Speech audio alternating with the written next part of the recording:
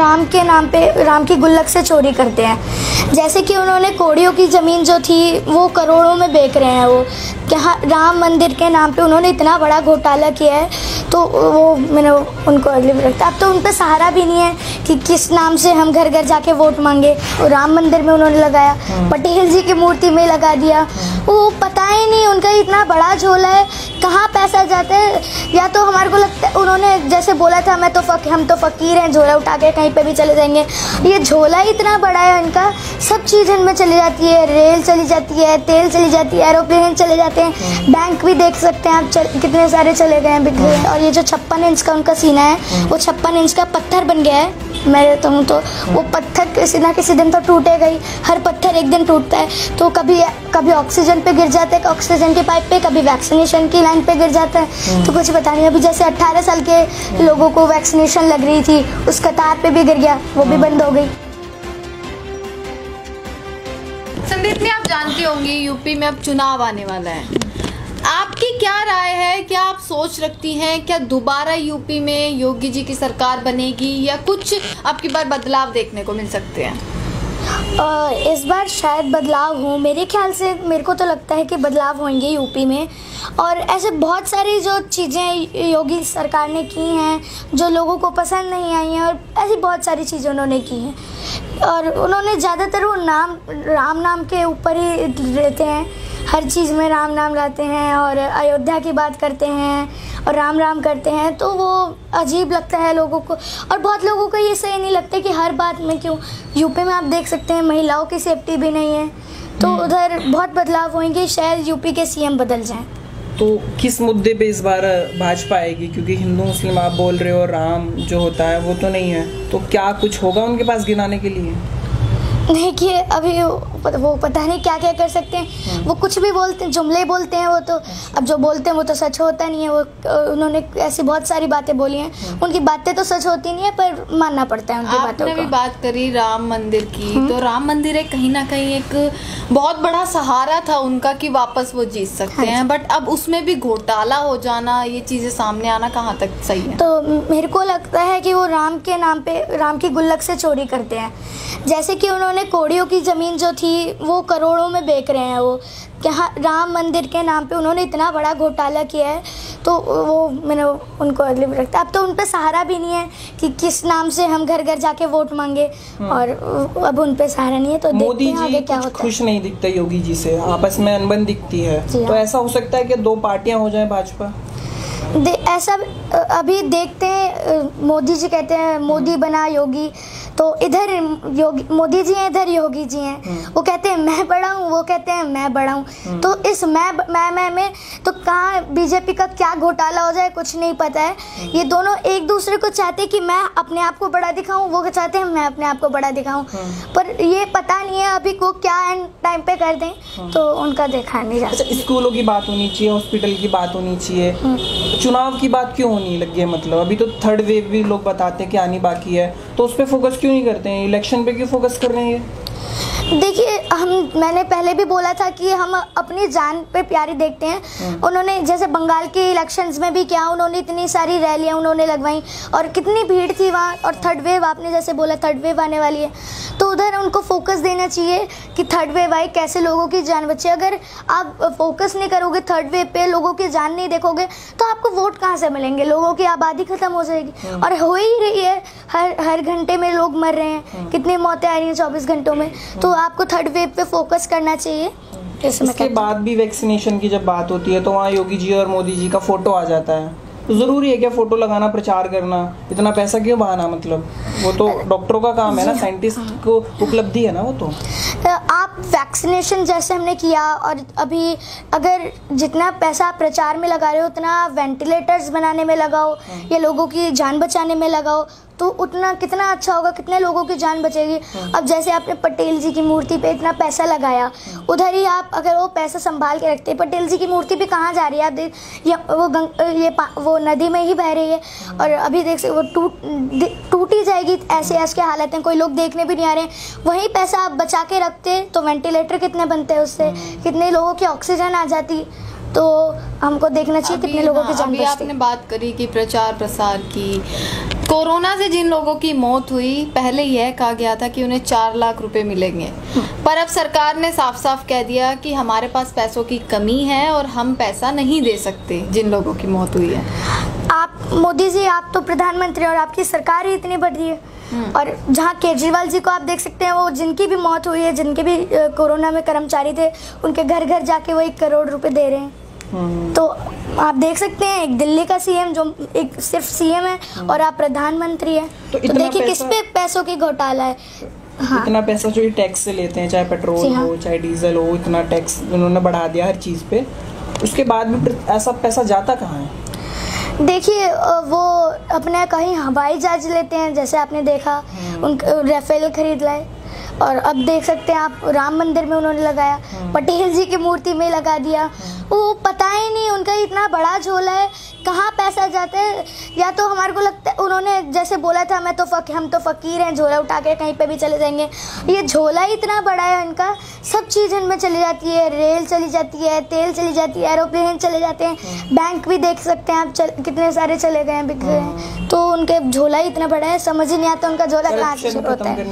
जी संदीपनी, आप जानती हैं कि अभी जो महंगाई चल रही है, चाहे वो पेट्रोल डीजल के दाम, आपको पता है इस समय क्या चल रहे हैं? देखिए बहुत बड़े चल रहे हैं, 100 से ऊपर सिलेंडर के दाम आ गए हैं, और पेट्रोल भी बहुत महंगा हो गया है, बहुत उसमें भी बहुत कमी चल रही है। और रोजगार ही इतना है देश में, बांग्लादेश की मुर्गी बन के रह गया है हिंदुस्तान, बांग्लादेश भी बड़ा हो गया, अमीर हो गया हिंदुस्तान से, आप देख सकते हैं। तो उधर हमको देखना चाहिए, जहाँ बांग्लादेश कहाँ था और कहाँ आ गया। बहुत बड़े नंबर पे आता था अमीरों में, बहुत अमीर था हमारा देश, और अब कहाँ आ गया, जैसे मोदी राज चला है। तो बांग्लादेश से भी छोटा मुख्यमंत्री जो है बेहतर लगता है कि उनके काम देखें हम, या काफ़ी सारी चीज़ें हैं? देखिए मेरे को केजरीवाल जी अच्छे लगते हैं, और मेरे को लगता है वो एक दिन प्रधानमंत्री भी बनेंगे। देखिए यूपी जो राज्य है बहुत बड़ा राज्य है। हाँ। दिल्ली के मुकाबले बहुत बड़ा राज्य है। हाँ। आपको लगता है कि अगर केजरीवाल जी अगर कभी आगे मौका मिला तो वो संभाल लेंगे इतने बड़े राज्य को? देखिए वो मैं बताऊँ तो वो IRS भी रहे हैं, हम सबको पता है, और उनको इतना तो पता है कि हम पैसा कहाँ किस इस्तेमाल करें, और उन्होंने दिल्ली को बहुत फ़ायदे में भी लाए हैं। वो हम देख दिल्ली और यूपी में कितना डिफरेंस है। जहाँ यूपी में एडमिशन में ताले लगा हुआ है, स्कूलों में कितने स्कूल बंद हो गए हैं, उधर ही आप दिल्ली में देखिए कतार लग रही है एडमिशन्स की।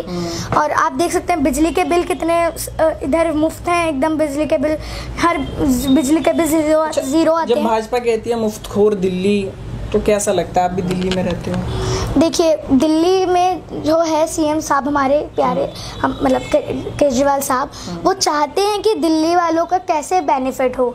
वो ये नहीं कहते मुफ्तखोर नहीं, वो उतना हमारे से पैसे भी लेते हैं। अगर जैसे गरीब है, उसके घर में एक ही बल्ब जलता है, तो एक बल्ब के वो पैसे नहीं ले रहे हैं। अगर आप AC भी चला रहे हो, कूलर भी चला रहे हो, और उधर आप कितनी सारी लाइट चला रहे हो और AC 3-3 चल रहे हो, तो आपके तो पैसे लगेंगे। वो मुफ्तखोर दिल्ली नहीं है, वो चाह रहे हैं कि बस गरीब का बेनिफिट हो। अगर गरीब एक बल्ब जला रहा है तो उसको पैसे ना देने पड़े। अगर आप इतने AC चला रहे हो, 3-3 AC घर में चला रहे हो, उधर कूलर पंखे इतनी चीज़ें चला रहे हो, तो आपको तो बिल लगेगा। अच्छा, पढ़ाई पे बात करते हैं अगर, तो फ़ायदा होता है ऑनलाइन क्लास का जो स्कूल बंद हो गए हैं? कुछ और हो सकता था क्या? देखिए जैसे प्रधानमंत्री जी ने, ऐसे हमारे स्कूलों ने भी किया कि ऑनलाइन क्लासेस लगाई, लेकिन क्लासेस का इतना फ़ायदा तो नहीं है। पर पूरी टीचर्स अपना बेस्ट कर रहे हैं कि हम कैसे बच्चों को पढ़ाएं, लेकिन बच्चे नहीं पढ़ पा रहे हैं। नेटवर्क का कभी रीज़न आ जाता है, कुछ भी रीज़न आता है, और ज़्यादा बच्चे ऐसे पढ़ भी नहीं रहे हैं। बंगाल जैसी समझदार है यूपी के अंदर पब्लिक? क्योंकि बंगाल में जो देखा गया है, खदेड़ा हो गया है वहाँ से भाजपा का, तो ऐसा कुछ उत्तर प्रदेश के अंदर देखने को मिलेगा? जी हाँ, बिल्कुल मिलेगा।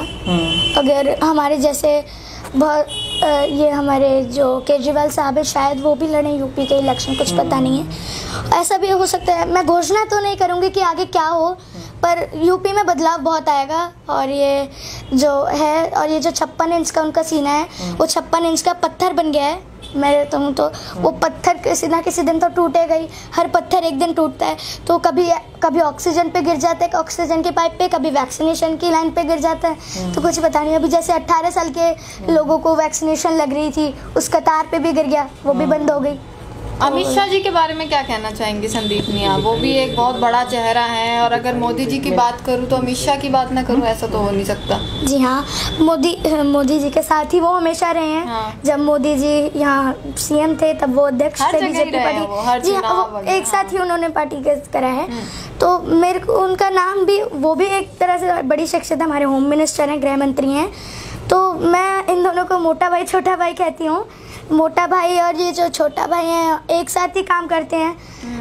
जो इनके बाद के कानून होते हैं वो किसी को पता नहीं चलते हैं, तो उनका अलग ही है। वो जो कानून बताते हैं किसी को पता नहीं चलता है कैसे। मोदी जी ने कहा हम उत्तर प्रदेश के अंदर काफी रैली करेंगे, मोदी जी खुद करेंगे। हाँ जी हाँ। प्रधानमंत्री के कार्य छोड़ के फिर उत्तर प्रदेश कभी बंगाल, ऐसा क्यों करते हैं? अभी ऐसा तो वो क्यों करते हैं, किसी को कुछ नहीं पता, वो कभी भी कुछ भी कर देते हैं। वो अपनी मन की उनकी बात है। पर अगर आप प्रधानमंत्री हो तो आप प्रधानमंत्री के पोस्ट पे रहो। मैं ये कहना चाहूँगी, आप रैलियाँ कर रहे हो, और जैसे कि आपको तो ज़्यादा पता है कि थर्ड वेव आ गई है, और जब से वो प्रधानमंत्री बने 7 साल हो गए उन्हें प्रधानमंत्री बने। बहुत होता है, तो वो खर्चा जनता का टैक्स होता है ना, इसलिए पूछा मैंने। क्योंकि प्रधानमंत्री की सेफ्टी में न जाने कितना पैसा लगाया जाता है, तो खर्चा डबल हो जाता है। जी हाँ, उतनी लिमिटेड रैली करनी चाहिए ना, ताकि और विकास हो देश का। हाँ, आपने सही कहा, खर्चा बहुत होता है। और हम वहाँ सेफ्टी भी लोग नहीं करते हैं, सब सोशल डिस्टेंस भी करते हैं।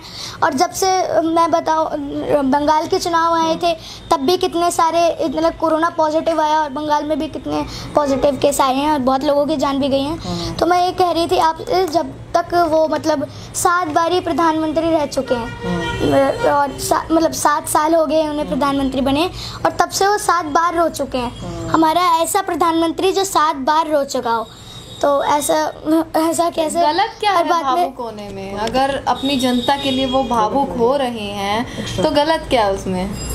देखिए, जनता के सामने भावुक होना है ये गलत बात नहीं है, लेकिन आप देख सकते हैं केजरीवाल जी भी आज तक नहीं रोए। उनको भी तीसरी शपथ उन्होंने ले ली है सीएम बने हुए, वो आज तक रोए क्या? और जबकि आप तो प्रधानमंत्री हो मोदी जी, तब आप उन्होंने जब हालात देखे कि हमारे इतने सारे योद्धा हैं, और हमारे देश की जो जनता है कोरोना के चलते जान चली गई, उसके बाद वो रोए हैं। कोई भी भावुक हो सकता है, तो प्रधानमंत्री क्यों नहीं? देखिए, आप देखिए आगे का कल हम कैसे सुधारें, आप ये देखना चाहिए। आप अगर पहले देख रहे हैं, पहले की बात देख रहे हैं, तो पहले की बात तो पहले गई, तब आपको जब हैंडल करना था आप करते। लेकिन अब आपको देखना चाहिए कि आगे हम क्या बदलाव कर सकते हैं, उसमें रोने से क्या बात है।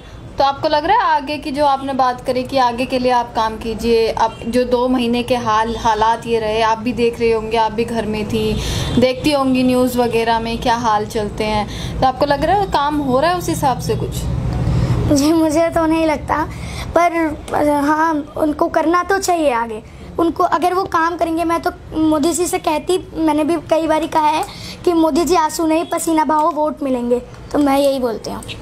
इस ईद उल अज़हा के मौके पर इजी एक्सप्रेस आपके लिए ले आया है ऑनलाइन कुर्बानी, जहां पर आपको बकरा बुक करना है और इजी एक्सप्रेस आपको शरई तरीके से उस बकरे को ज़ुबा करके उसके गोश्त के हिस्से बनाकर आपके घर तक पहुंचा देगा।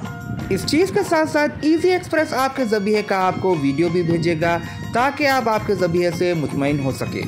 ऑनलाइन कुर्बानी के अलावा हमारे पास बकरे भी मौजूद है, जिनकी कीमत 10,500 रुपये पर बकरा है। बकरों की बुकिंग के लिए स्क्रीन पर दिए गए नंबर्स पर राब्ता पैदा करें, या विज़िट करें इजी एक्सप्रेस के कोई भी 99 स्टोर पर, या हमारी वेबसाइट bookyorbakra.com पर। बकरों की बुकिंग्स हमारे एग्जीक्यूटिव्स आपके फ़ोन कॉल पर आपके घर आकर भी ले रहे हैं।